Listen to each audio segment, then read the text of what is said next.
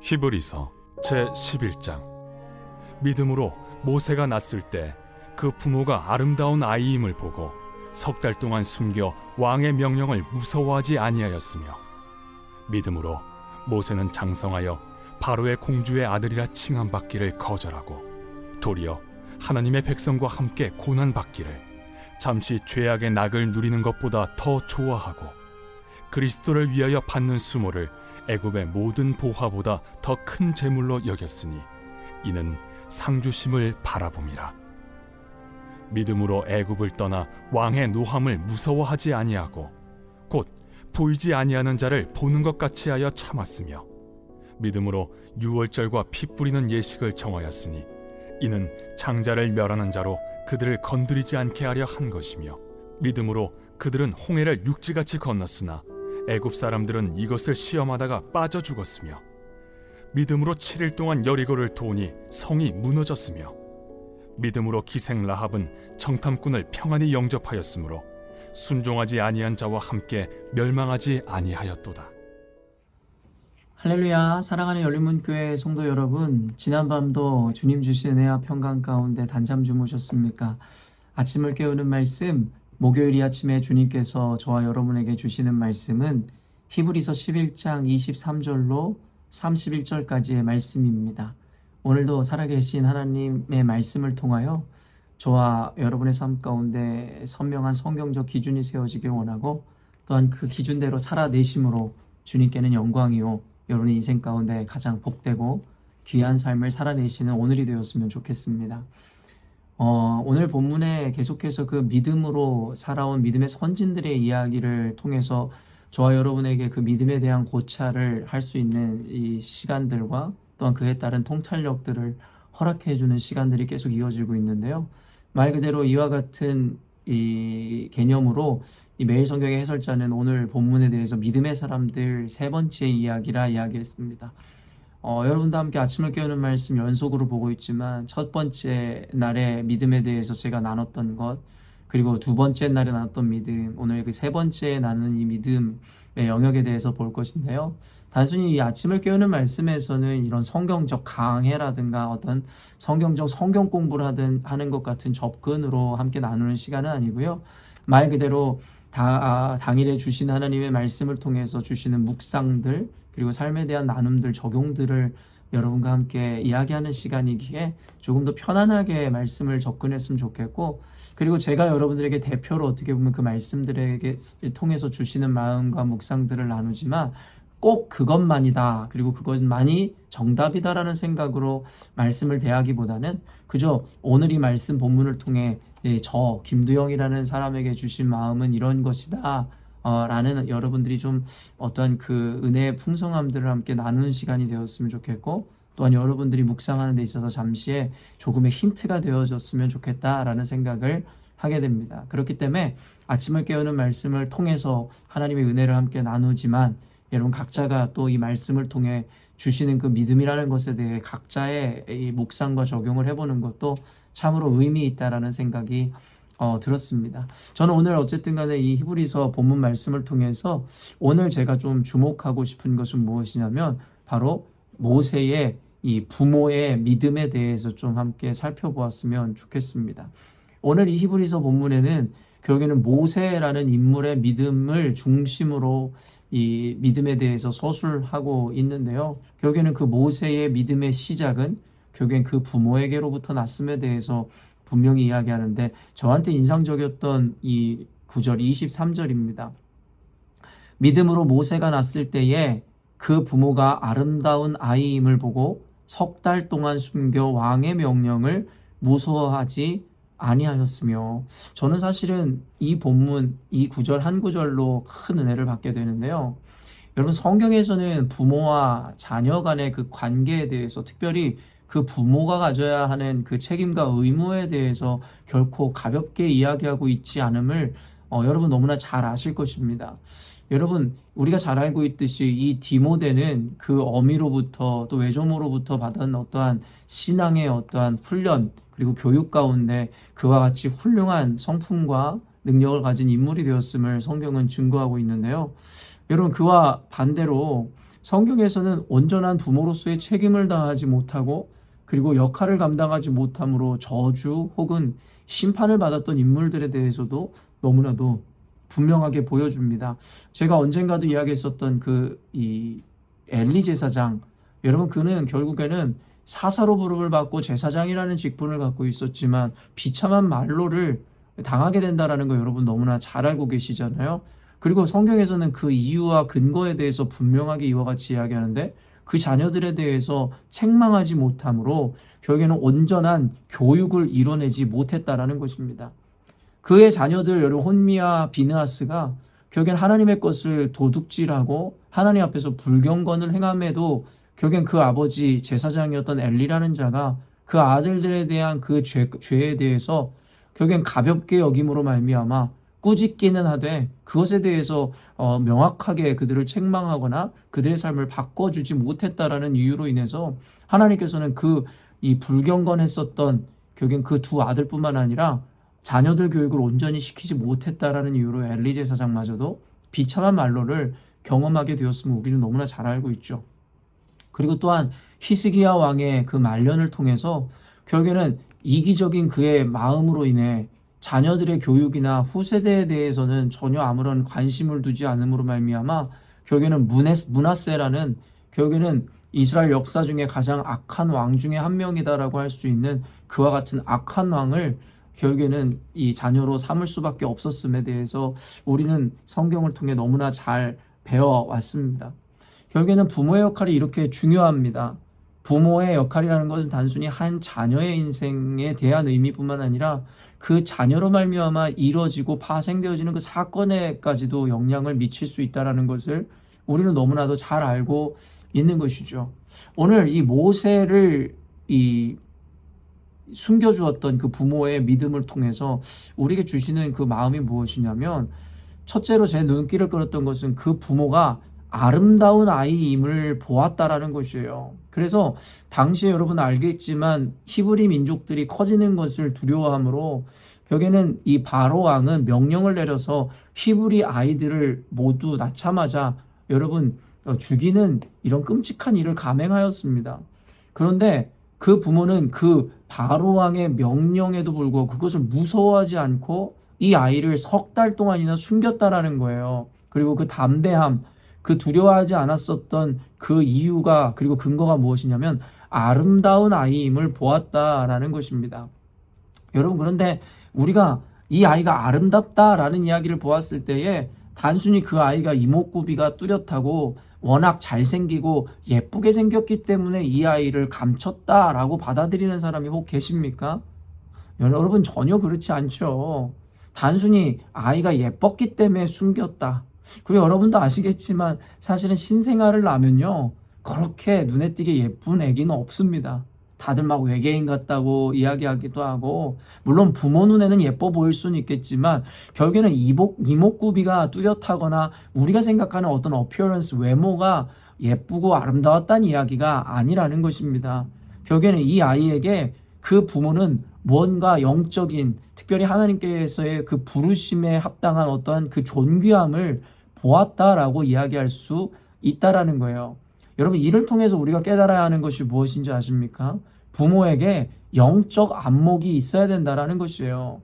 이런 당시에 히브리인들은 바로 왕의 이 명령에 두려움을 느낀 나머지 자신의 자식들을 다 갖다 바치고 결국엔 다 나일강에 던질 수밖에 없었습니다.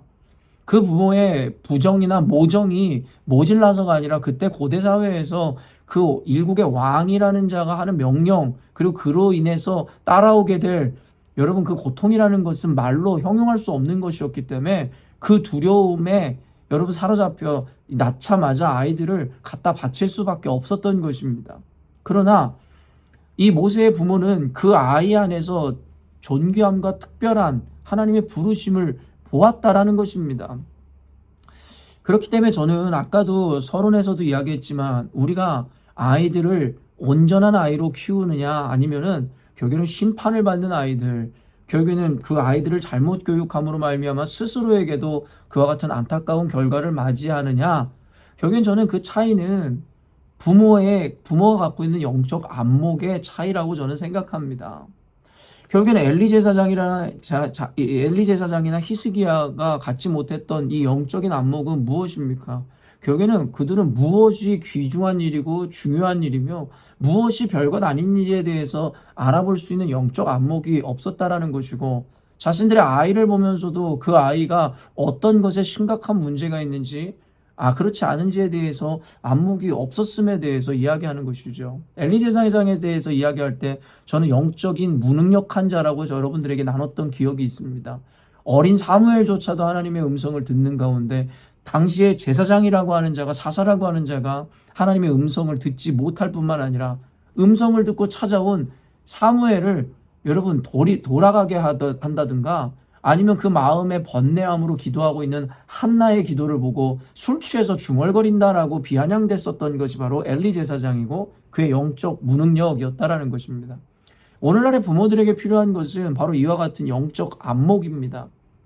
단순히 사회적 통념이라든가 자신의 욕심으로 인해서 아이들은 전혀 그런 부르심이 없는데도 불구하고 무조건 공부하라 하고 모두가 변호사가 되고 의사가 되라고, 결국엔 아이들이 원하는 것에 대해서 그들의 재능이나 부르심에 대해서 관심 있는 것이 아니라 자기가 생각할 때 성공이라는 것, 자기가 생각할 때 옳은 것이라는 것, 그러한 관념에 꽉 묶여서 아이들을 고통의 길로 몰아넣는 것이 오늘날의 부모들의 모습은 아닌가라는 생각을 해보게 됩니다. 결국엔 그래놓고 자기들이 비겁하게 찾는 변명이라는 것은 다들 너희 행복하라고 이렇게 하는 거라고. 이런 행복이라는 것이 무엇입니까? 우리 그리스도인들은 너무나 잘 알지 않습니까? 돈이 많다고 해서 행복한 것도 아니고, 사회적 지위를, 여러분 많은 것을 얻고 사회적 지위에 높은 곳에 오른다고 해서 결코 행복이 아니라는 것쯤은 지금 이 영상을 보는 어른분들께서는 모두 아시지 않습니까?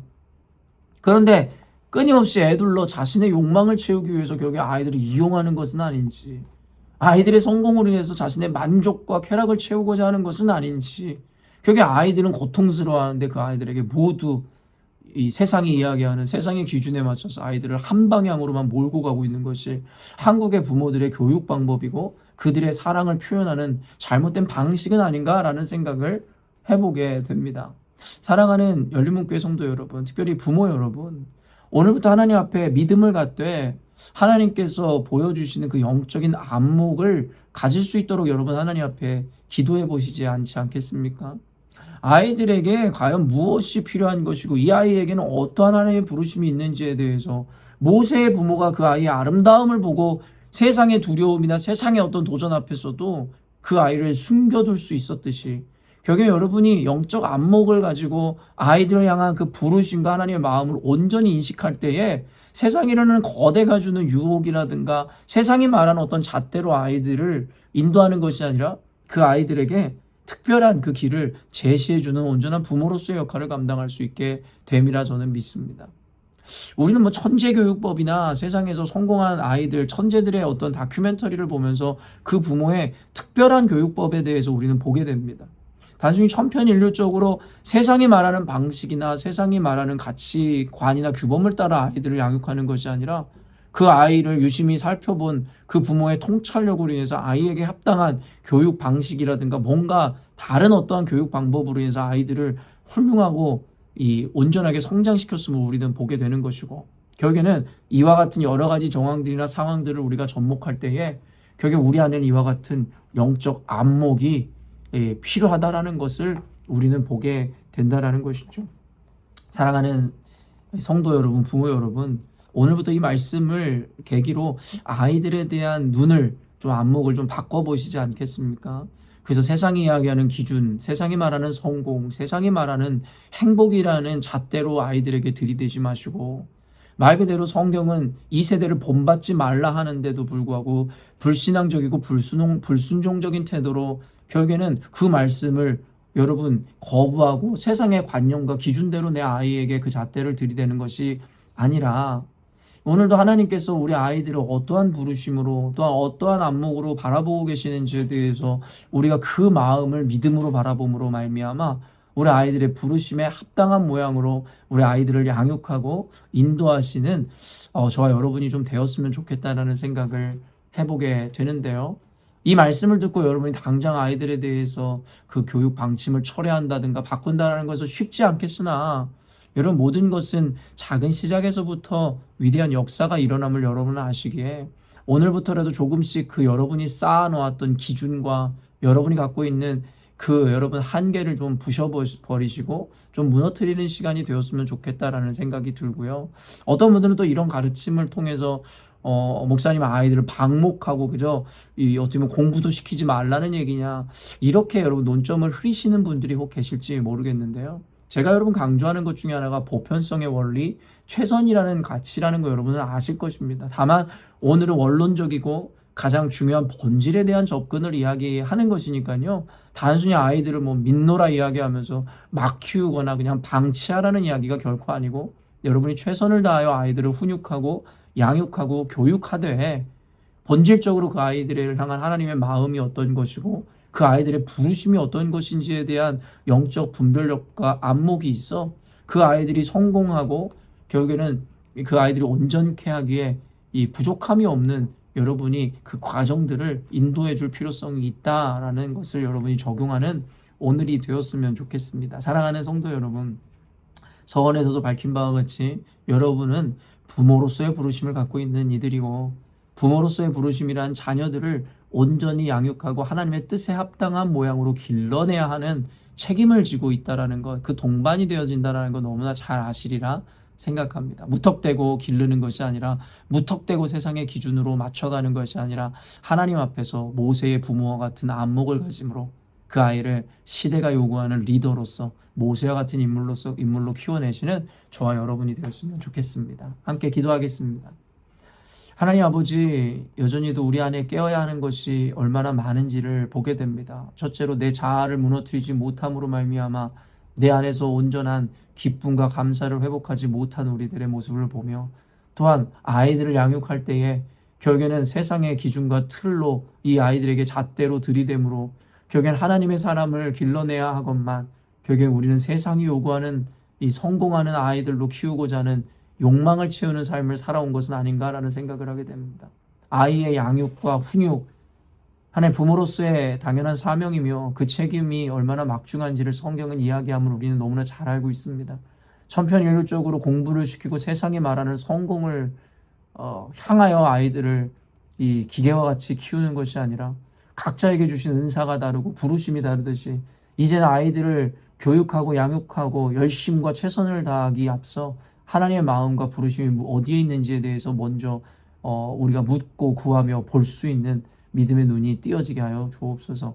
하나님, 그럴 때에 주님 부르신 목적과 부르심이 합당한 양육으로 아이들을 바라보고 인도할 때에 하나님께서는 반드시 우리 아이들을 모세와 같은, 또 세상에 꼭 빛과 소금의 역할을 감당할 수 있는 일꾼으로, 리더로 우리 아이들을 키우시고 하나님께서 세워가실 줄로 믿습니다. 우리 부모인 우리로 하여금 오늘 이 말씀을 기억함으로 하나님 앞에 우리 아이들의 삶을 올려드리고 온전히 기도함으로 하나님께서 우리 아이들을 향한 부르심이 어디에 있는지를 보는 우리 모두가 되게 하여 주옵소서.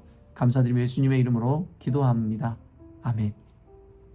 사랑하는 열린문교회 성도 여러분, 오늘도 너무나도 복되고 귀한 하루를 우리가 맞이하게 되었습니다.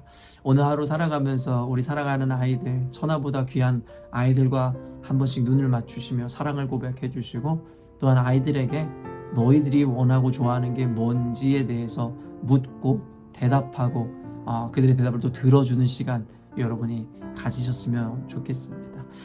아침을 깨우는 말씀은 우리 내일 함께 또 만나도록 하겠습니다.